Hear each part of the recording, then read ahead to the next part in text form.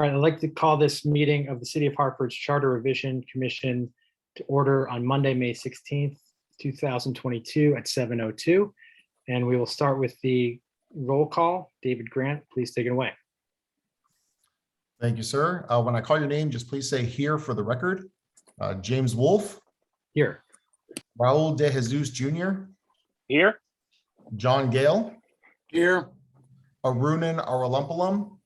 Here. Steve Bonafonte. Here. Vicky Gallen Clark. Kamora Harrington. Kenneth Kennedy. Kathleen Kowalshin. Here. Melvin Medina. Jadira Rivera. Here. Bruce Rubenstein. Eon Smith. And Peter Yazbak. Here. You have a quorum.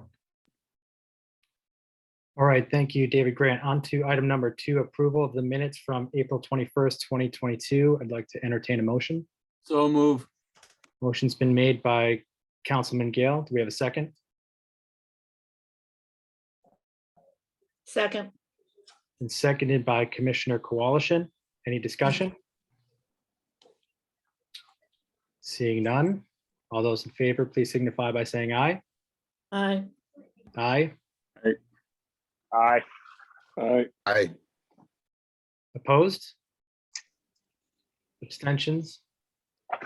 The ayes have it and the motion's carried. The motion carries, excuse me.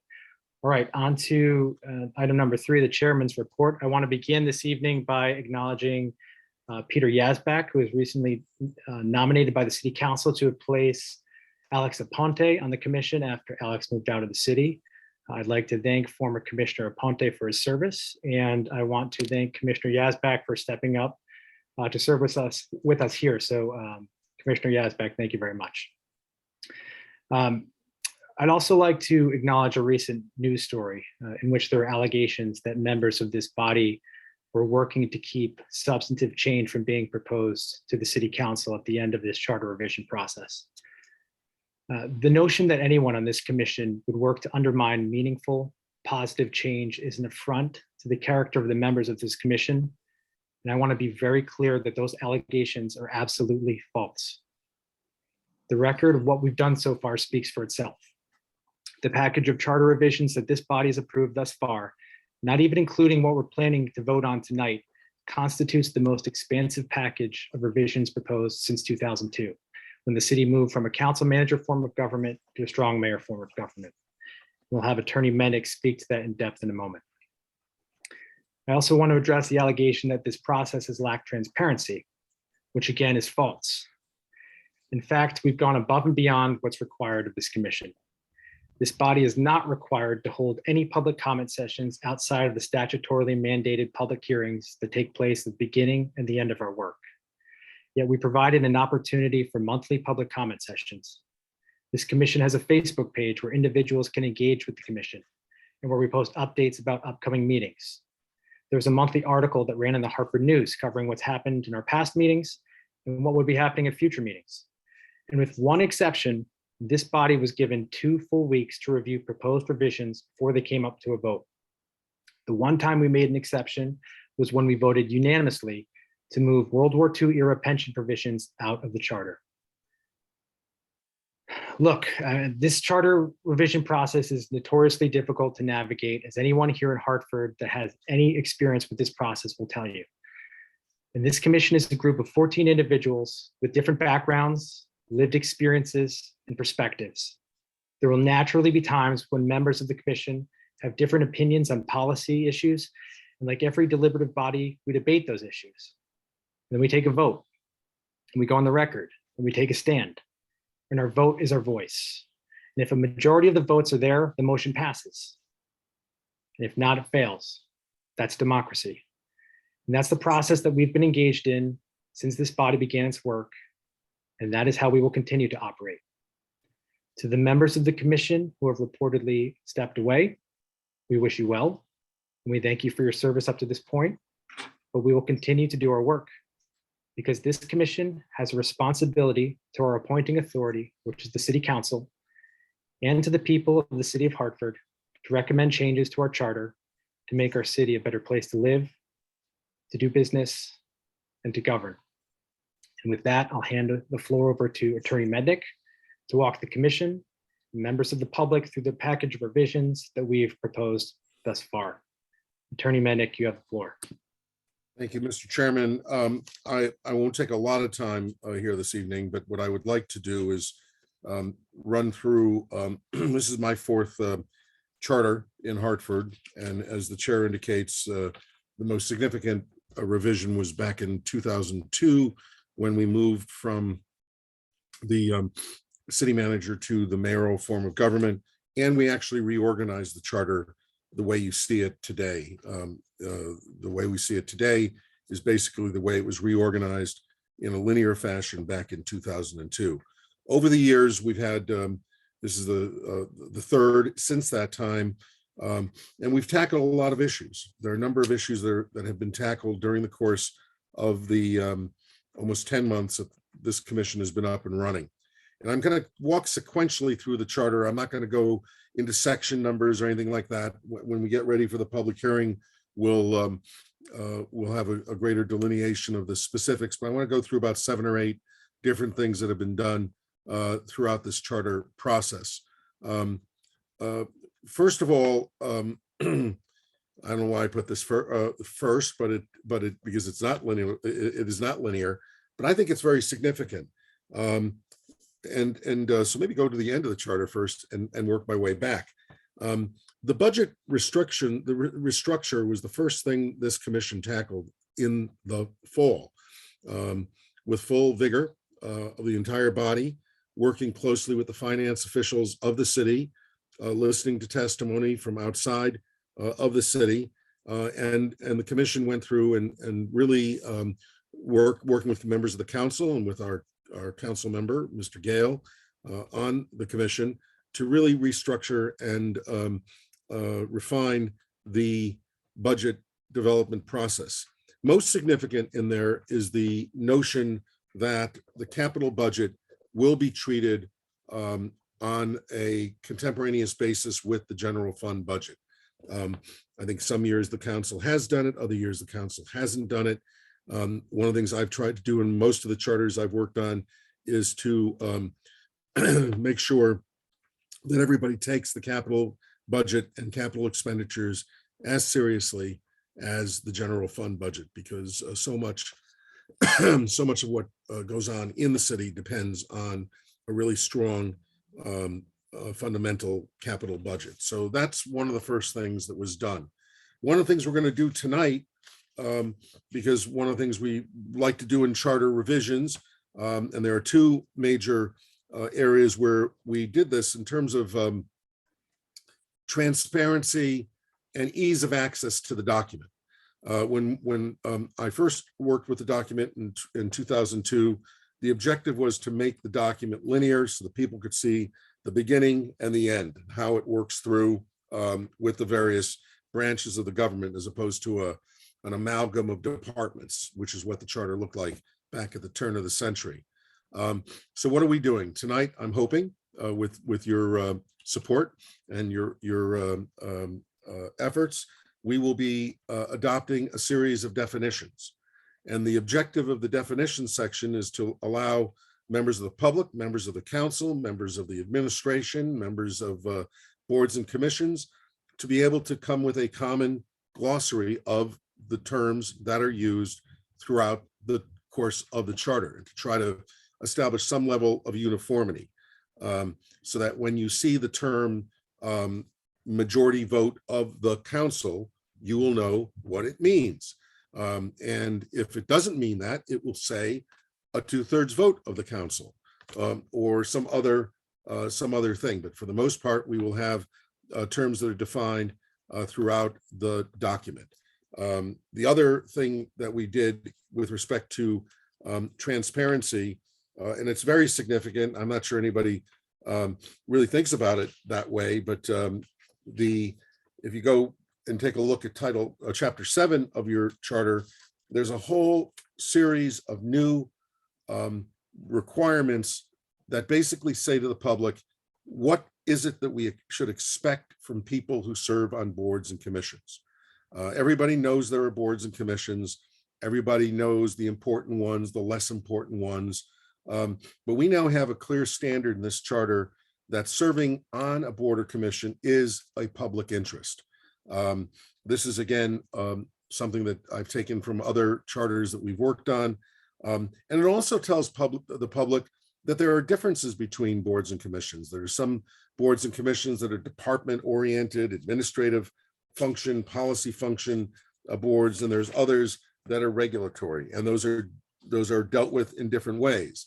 We also, in this charter, create a standard for uniform creation of boards and commissions. When the council goes ahead to create a board or commission, they don't have to go make it up. They don't have to go look at how is this commission set up or that commission set up.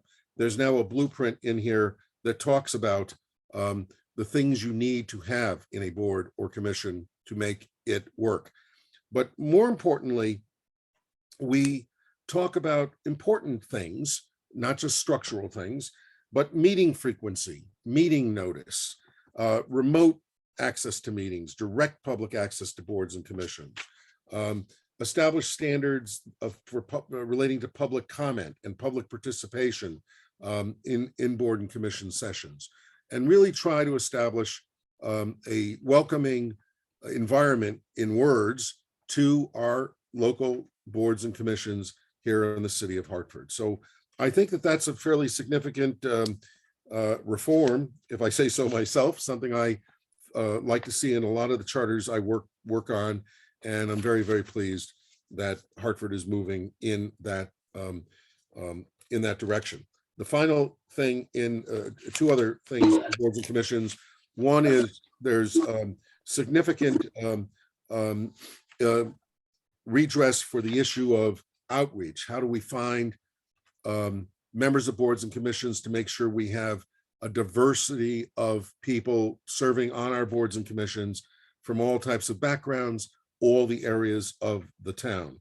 And I believe there's another provision in here that is a new provision, a required cooperation provision.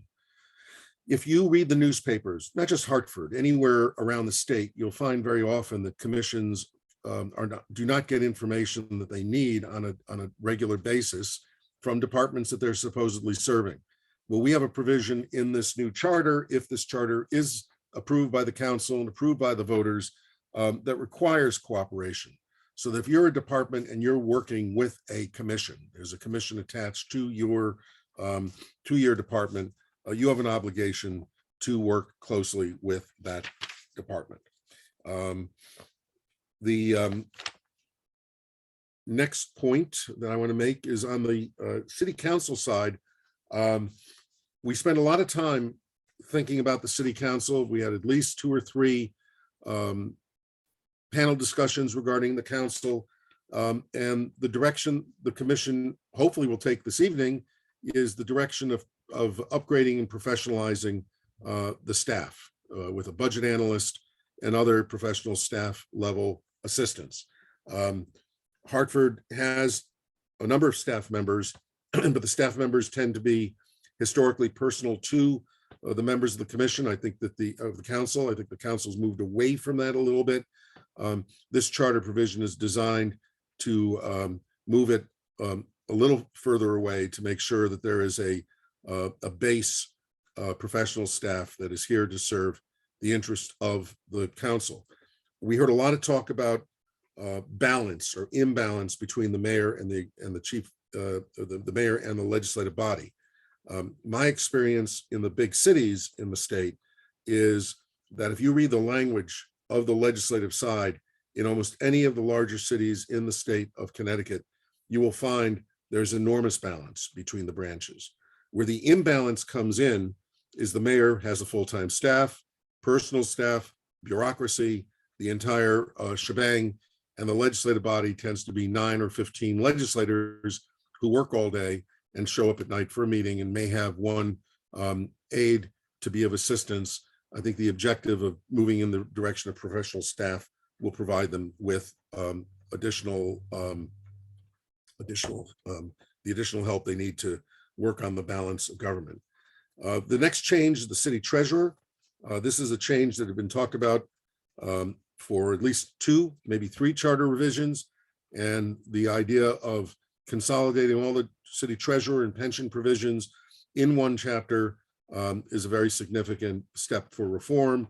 The other issue that was dealt with in this charter revision was the city treasurer was left out back in 2002 when we took the mayor's salary out of the political process and the council's salary out of the political process. We neglected to take the treasurer's salary out of the political process.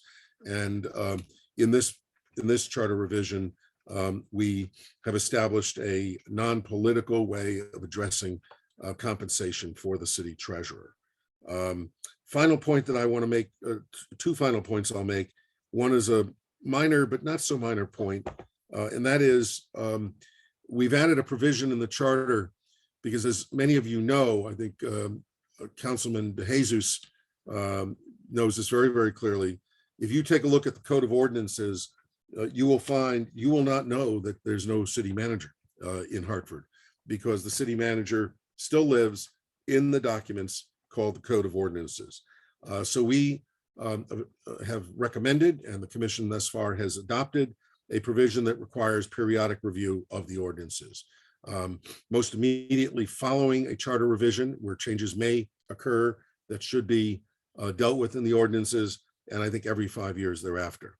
And then finally, we have lopped off over 100 pages of mid 20th century back to the end of the 19th century rules, regulations pertaining to pensions. We've created a separate document. It's not the charter, but a separate document that that allows them to live for the time being until maybe the next charter revision, when everybody will feel absolutely comfortable that nobody from the Spanish-American War or World War I or even World War II is here to collect any pensions that may be covered by those provisions. So we have moved those out of the charter, thinned the charter down so the average voter can pick up the charter and actually read it. I think that's it, Mr. Chairman. Thank you very much, Steve. Do we have any questions or comments from the commission? Okay, seeing none, we'll move on to item number 4, commission action, and we will go to 4A, temporary absence or disability of the mayor. This is background document number 15. And Steve, if you want to walk us through that. Actually, I'll entertain, before you do, Steve, I'll entertain a motion to approve item number 4A, temporary absence or disability of the mayor. So move. It's been moved by Commissioner DeJesus. Do we have a second?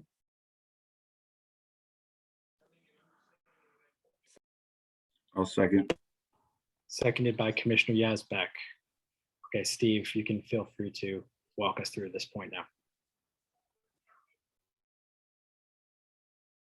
Steve, you're on mute.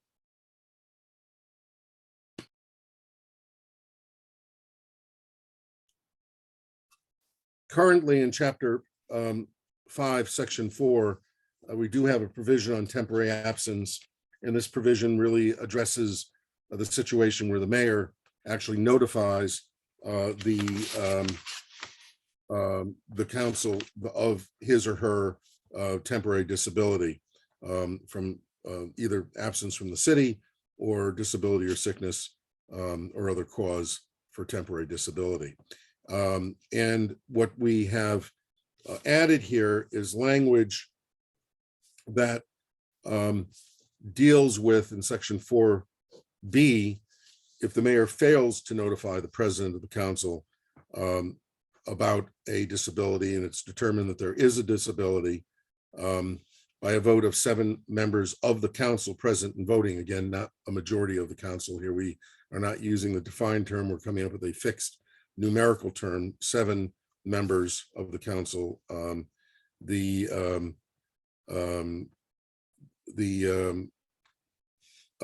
It can be determined that the mayor is in effect disabled, and therefore the temporary chain of command would be called into effect.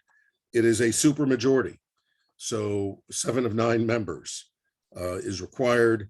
We're recommending the creation of a procedural ordinance to make sure that a mayor is not bamboozled by a supermajority. Even a supermajority could play games. We also have a standard in the charter that the determination of physical or mental disability needs to be based upon the best evidence presented by competent authority. In order to determine incapacity, there will have to be a due process standard, and the hope is that the due process standard would be established in an ordinance.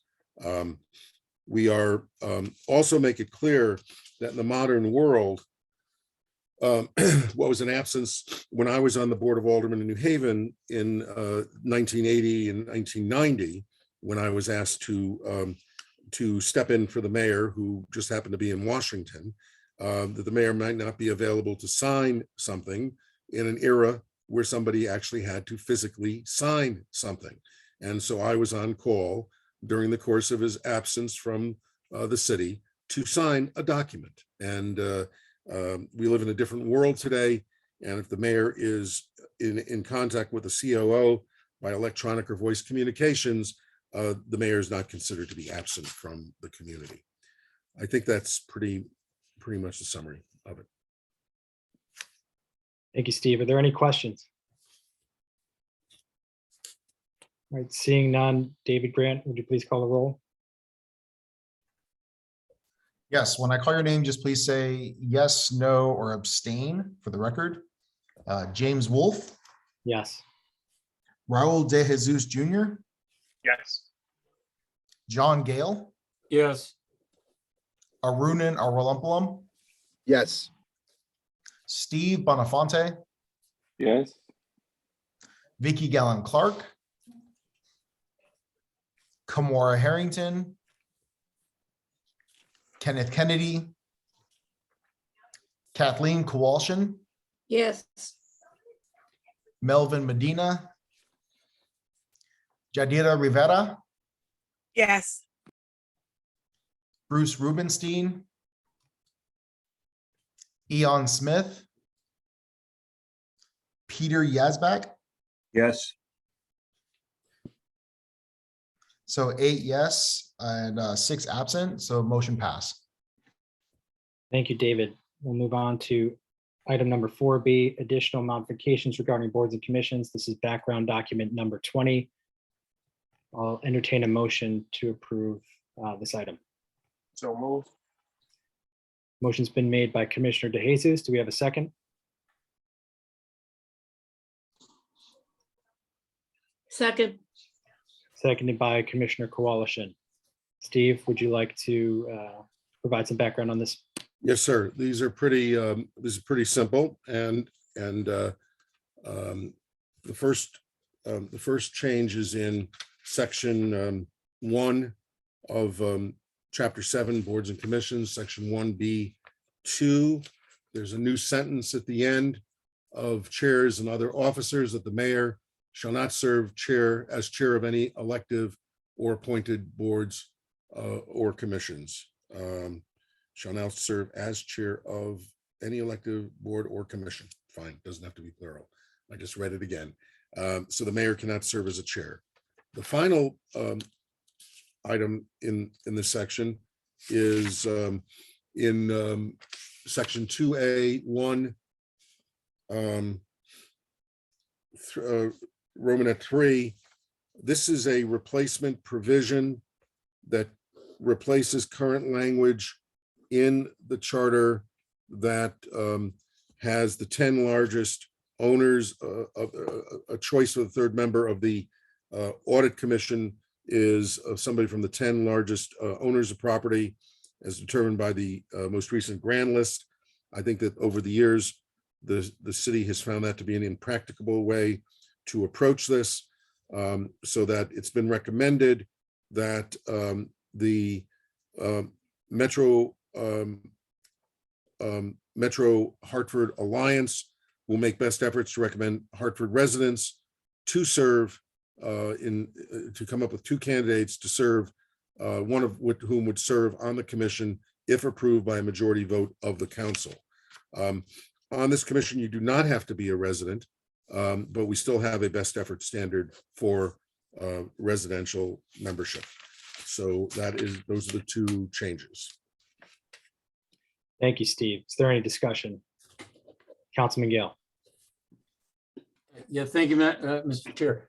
No discussion on this matter. I unfortunately, we're going to have to leave this meeting at this point because there's a special meeting of City Council that's been noticed for 7:30 this evening. So I'm going to jump off. I believe that's going to be a very quick meeting, so I'm going to hope to jump back on. And I just wanted to ask indulgence if we get to Common Council staffing, and I've not jumped back on, if that could be passed to the end of the agenda, because I do have some comments, substantive comments on that particular item. Thank you, Mr. Chair. Thank you, Councilman Gale. We can grant that. All right. Any other discussion? Okay, seeing none. David Grant, would you call the roll? Yes. James Wolfe, Yes. Raul De Jesus Jr., Yes. John Gale, absent. Arunan Arulampalum, Yes. Steve Bonafonte, Yes. Vicky Gallen Clark,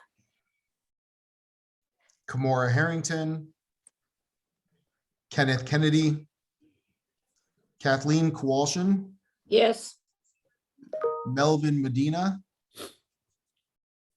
Yadira Rivera, yes, Bruce Rubenstein, Eon Smith, and Peter Yazbak. Yes. Okay, so Steve, question, 7 yes. Obviously, we have a majority of commissioners present, so the motion still passes, correct? That is correct. Okay, motion passed. Thank you, David. We'll move on to item number 4C, Board of Education issues. This is background document number 21. I'll entertain a motion to approve item number 4C.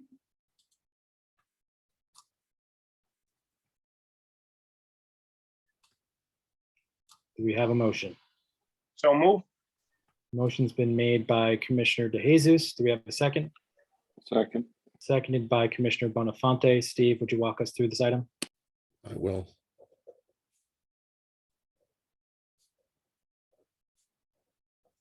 So in this section, we have two different chapters relating to the same issue. Chapter 3, Section 4, where the date for the municipal election, we are going to be creating a situation where the in 2025, after 2025, there will be a consolidated municipal election for the Board of Education and all other local positions. There's a transition provision that allows for us to get to that spot, that time. I'm sorry, actually in 2027. And what and that is addressed both in section chapter 3, section 4B, and chapter 9, section 1.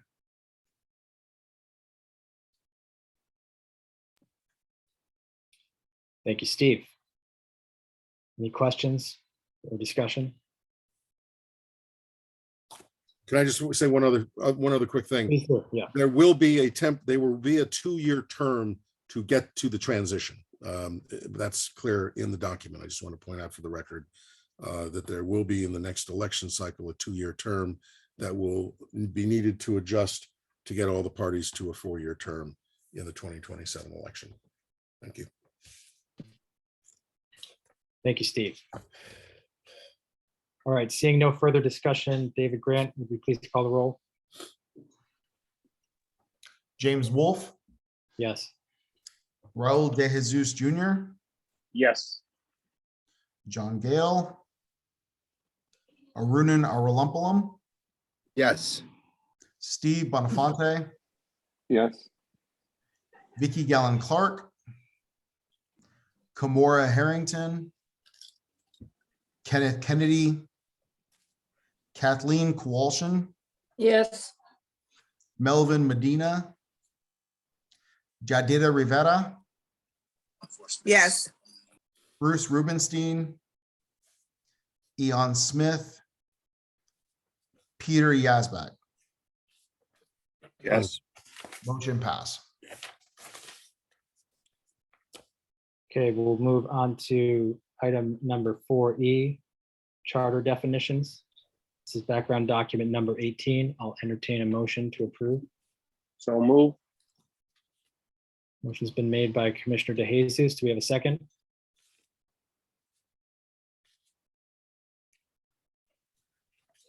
I'll second it. Seconded by Commissioner Kowalski.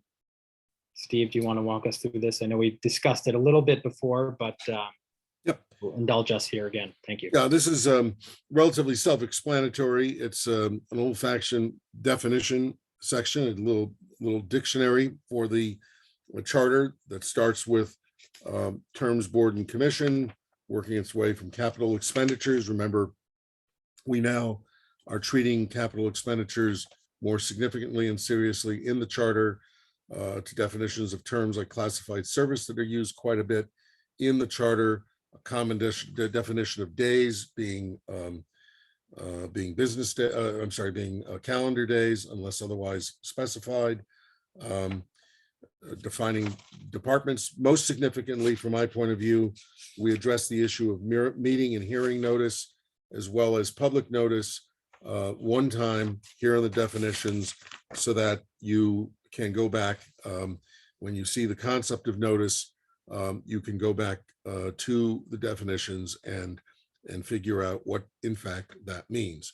In a lot of charters, there are multiple definitions of notice, multiple definitions of hearing notice, and I thought if I didn't do anything else, that was a definition I thought that was really necessary. It defines things like ordinances, what a regulation is, how regulations work, vacancies, and the what and the not. So that is kind of it without actually getting to each definition. The idea is to establish a common language as people walk through the charter. Thank you, Steve. Is there any discussion? Seeing none, David Grant, would you please call the roll? James Wolfe, Here. yes. Yes, sorry. Raul De Jesus Jr., Yes, for the definitions. John Gale, I have no idea what I'm voting on, so I'll pass. I just joined again. Arunan Arulampalam, Yes. Steve Bonafonte, Yes. Vicky Gallen Clark, Kamora Harrington, Kenneth Kennedy, Kathleen Kowalski, yes, Melvin Medina, Jadida Rivera, yes, Bruce Rubenstein, Eon Smith, Peter Yazbek, Yes. and Councilman Gale, you said that you passed, but since you don't know what you're voting on, do you want to abstain from this vote? Yes, thank you, David. Okay. Motion pass. Thank you, David. We'll now move on to item number 4D, Common Council Staffing. I'll entertain a motion to approve. So move. Motion's been made by Commissioner DeJesus. Do we have a second?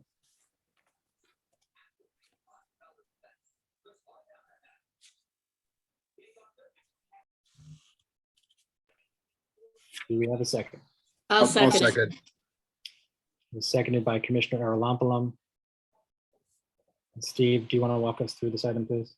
Yeah, again, I mentioned this earlier in the opening, that this would be one of the significant changes if adopted by the commission. And what this does is it doesn't mimic the New Haven model, but it would make Hartford the second, that you would be the second major city in the state to have a professional staff presence on at the at the city council level. That it would, the council would appoint full-time professional, clerical, and administrative staff deemed necessary for the conduct of its business.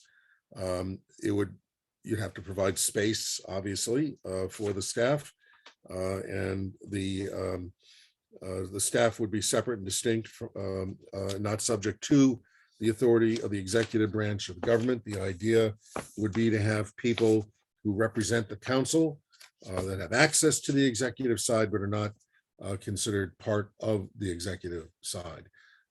It addresses the issue of appointment and how staff would be appointed. There may be some partisan staff where they are where they're classified employees, and that should be capitalized. There would be a process for the hiring of that staff. There's personnel transfer requirements here, legal assistance.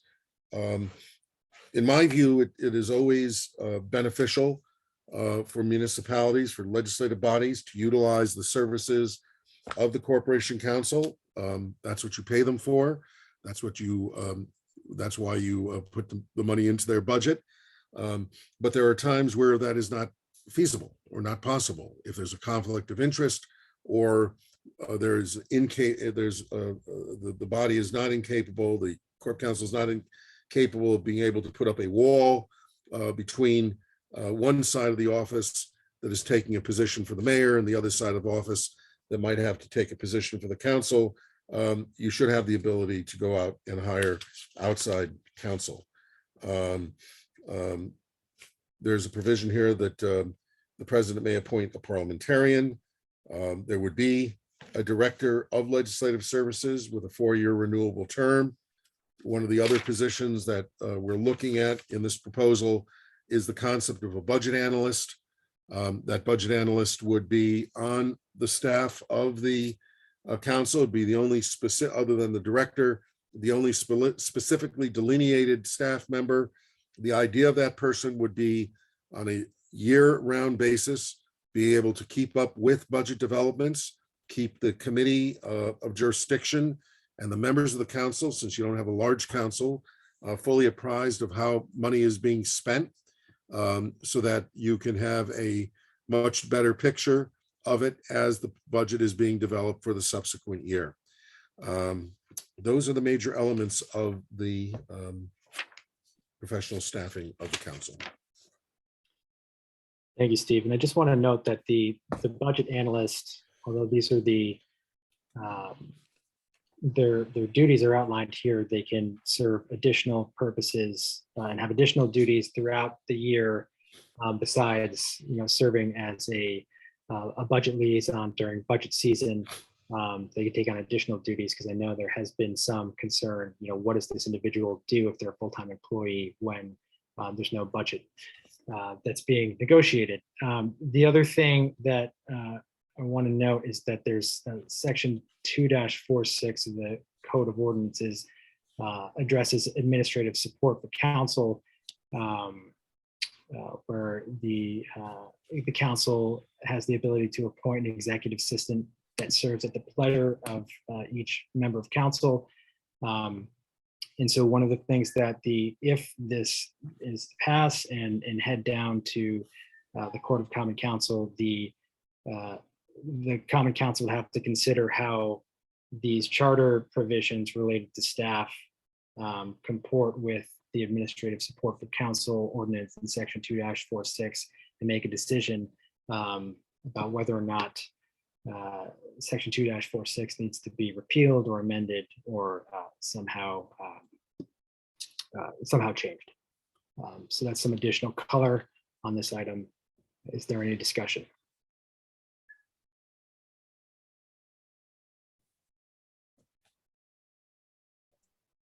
Councilman Gale. Thank you.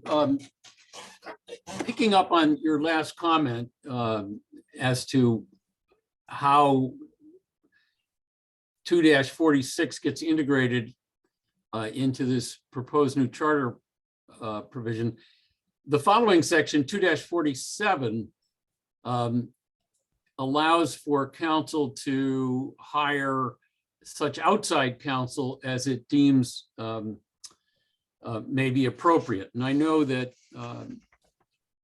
Attorney Mednick just mentioned that this charter change includes something along those lines, that the council could retain outside counsel.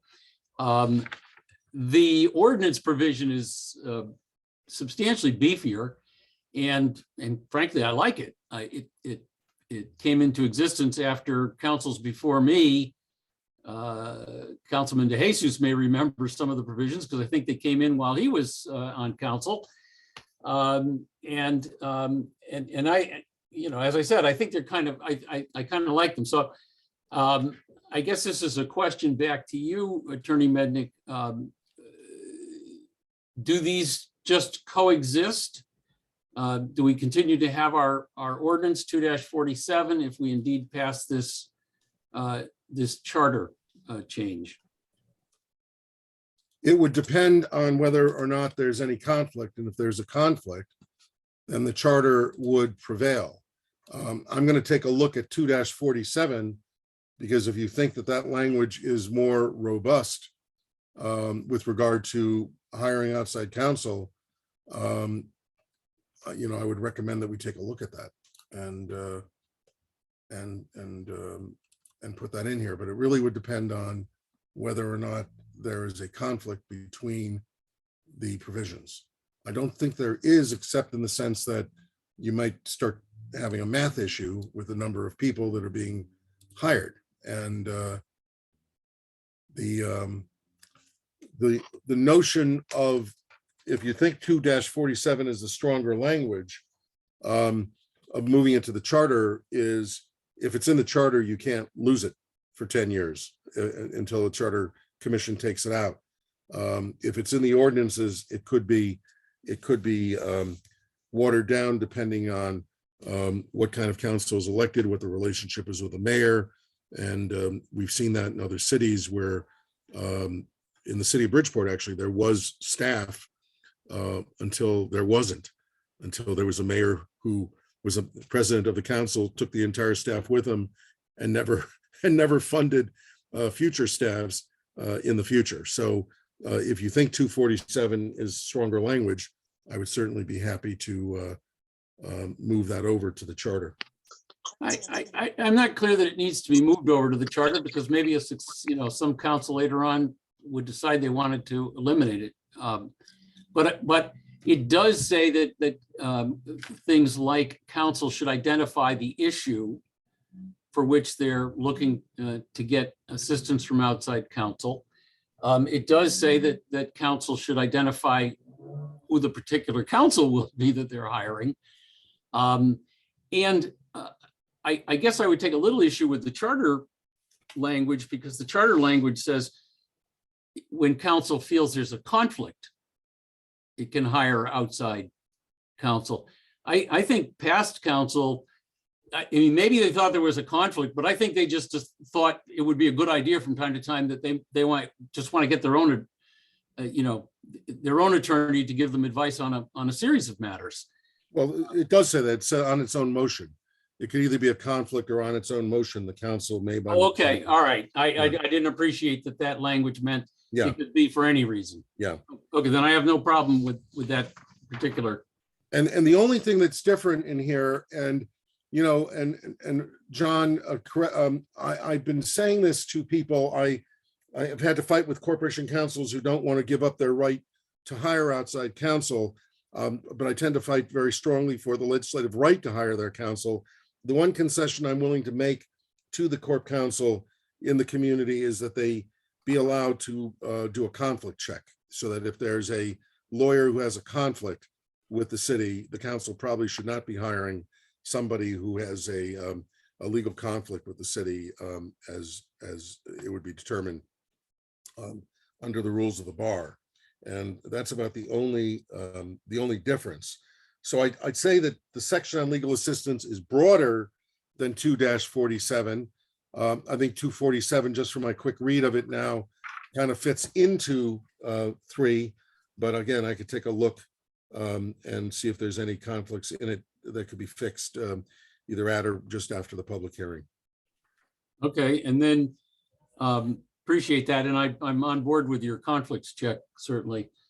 The other, I do think it's going to be an interesting transition if we were to go to hiring these full-time positions, as the chair mentioned.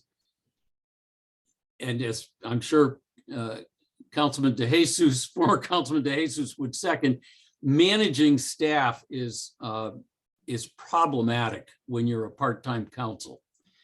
And, you know, here, this charter is going to call on us to manage not just one, but two full-time staff.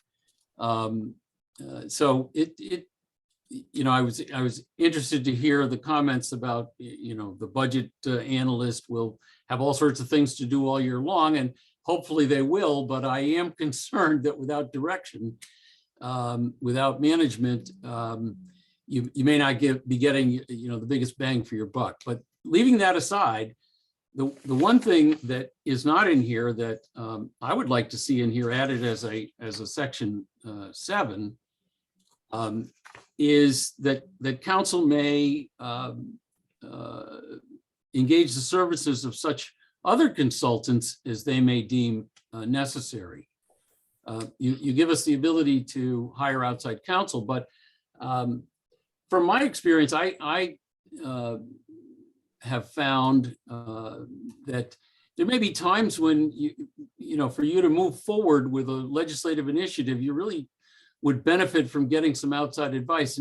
And clearly, you know, just as we did with charter revision, you were able to bring in people, Steve, I know, from all over the country at different times, and certainly all over the state.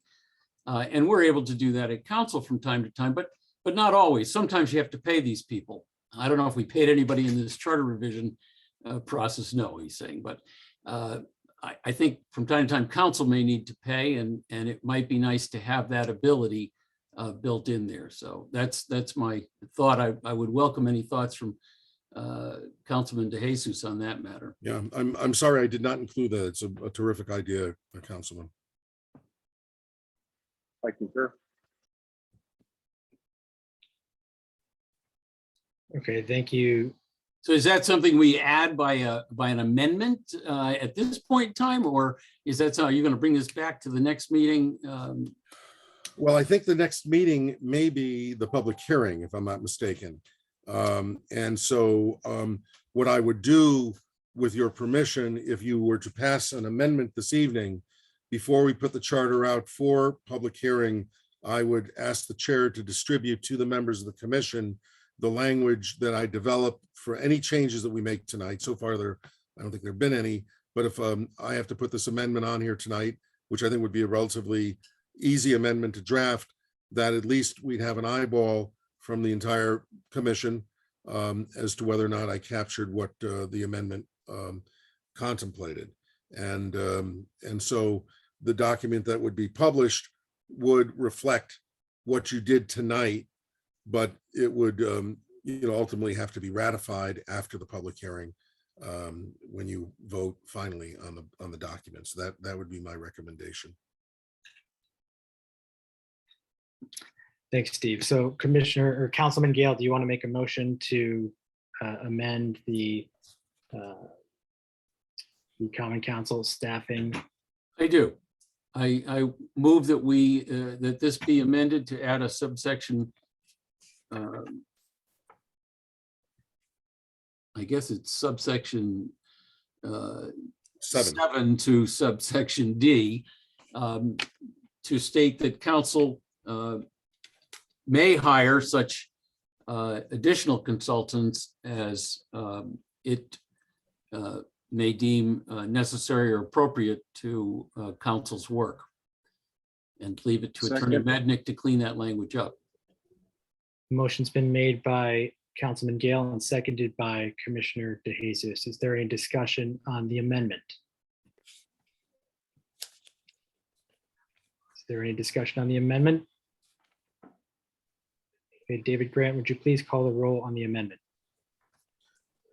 James Wolfe, Yes. Raul De Jesus Jr., Yes. John Gale, Yes. Arunan Arulampalam, Yes. Steve Bonafonte, Yes.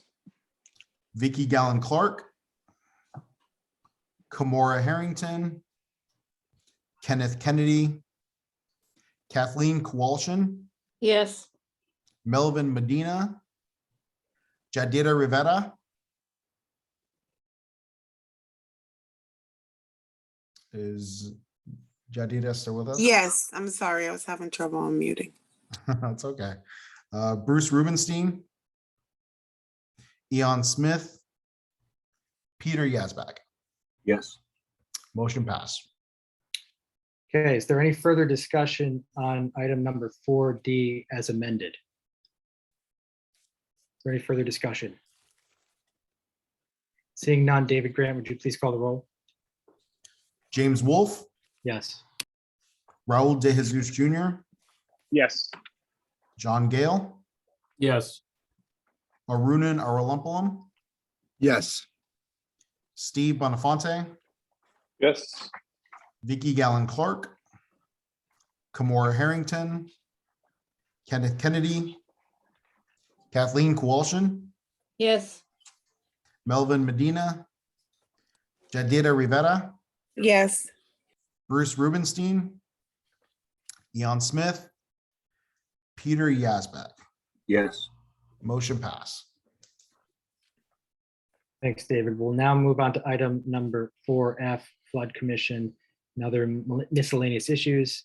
Steve, do you want to address the Flood Commission issue? Yes. If you go to page, Excuse me, sorry, Steve. First, I'll entertain a motion to approve item number 4F. So move. Motion's been made by Commissioner DeJesus. Is there a second? Second. Seconded by Councilman Gale. Steve, you now have the floor. if you go to page 54 of the draft charter, you'll come across a commission that is called the Greater Hartford Flood Commission. The Greater Hartford Flood Commission has its origins, I think, in a biblical story. No, I'm sorry, it was a special act. And this special act, I went to the Corporation Council to determine whether or not there still is a Greater Hartford Flood Commission. And I was informed by Assistant Corporation Counsel James Delvesco that there is, that it should be retained from the special acts and moved into the body of the document. And you will note that there's a subsection 3 under subsection B, subsection B3, which is slightly different language because up until, well, as of now, the language is still that the governor appoints this commission. There was legislation that was adopted in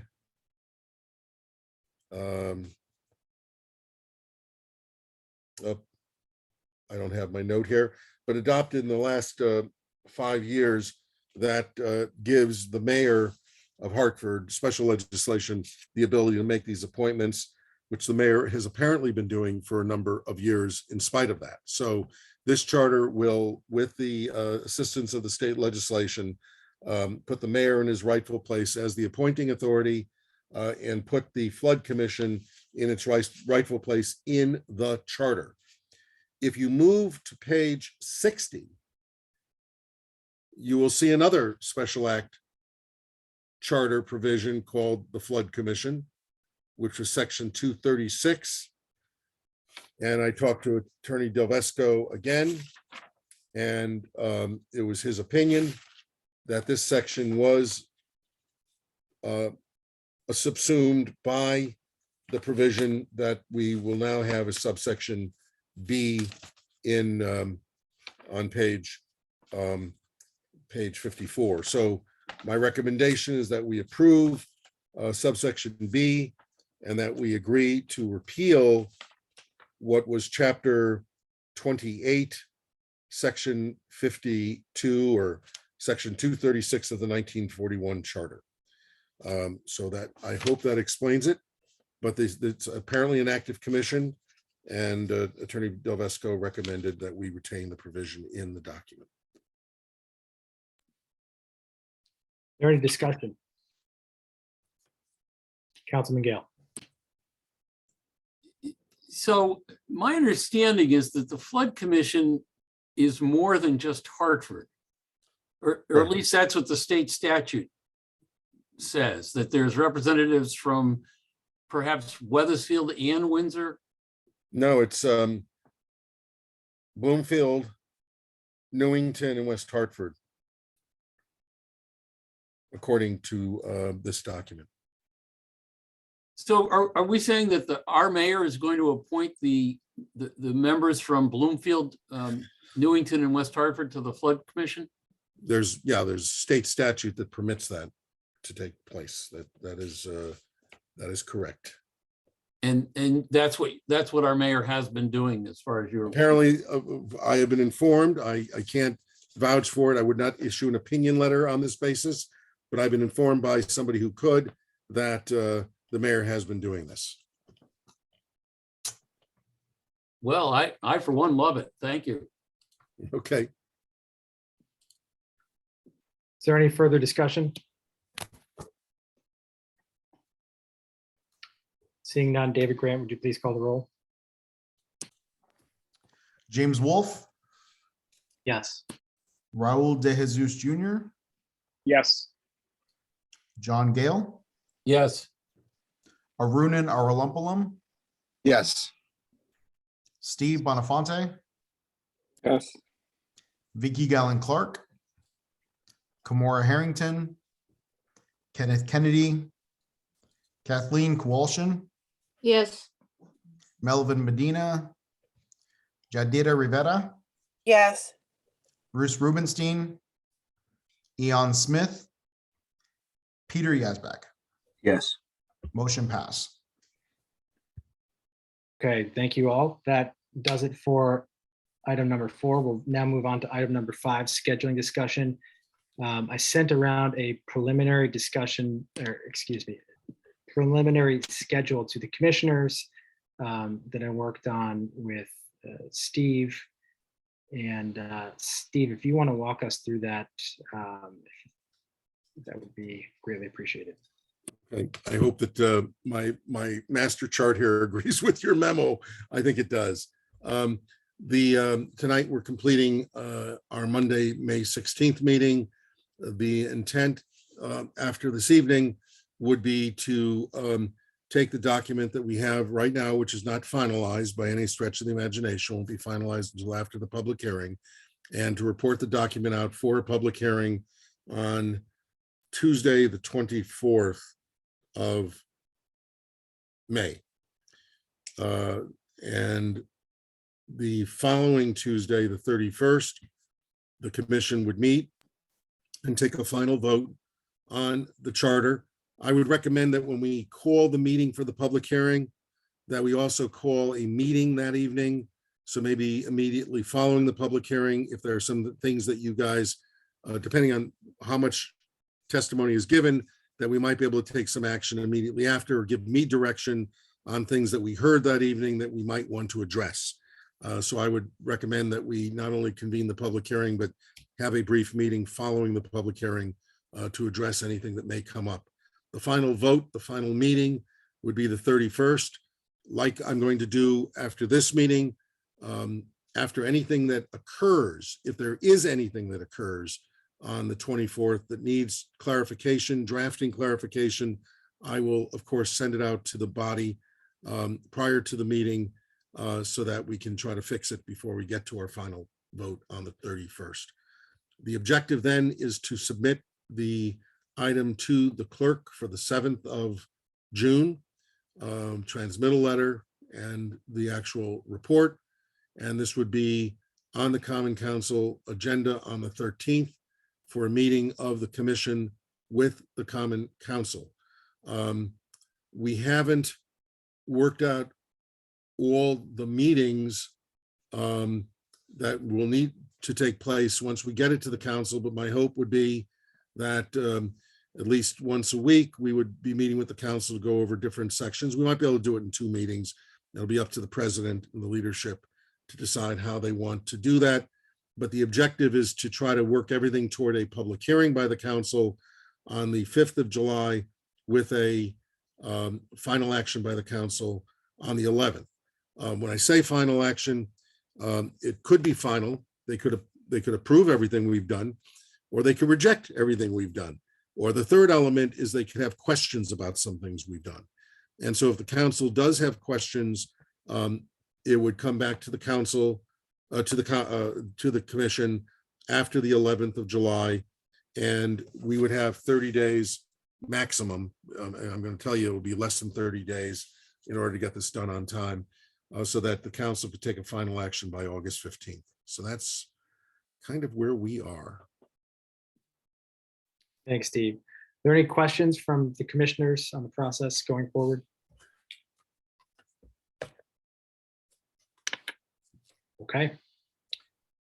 All right, well, seeing none, we'll move on to item number 6, adjournment, and without objection, we will stand adjourned at 8:03 p.m. Have a good night, everyone. Thank you.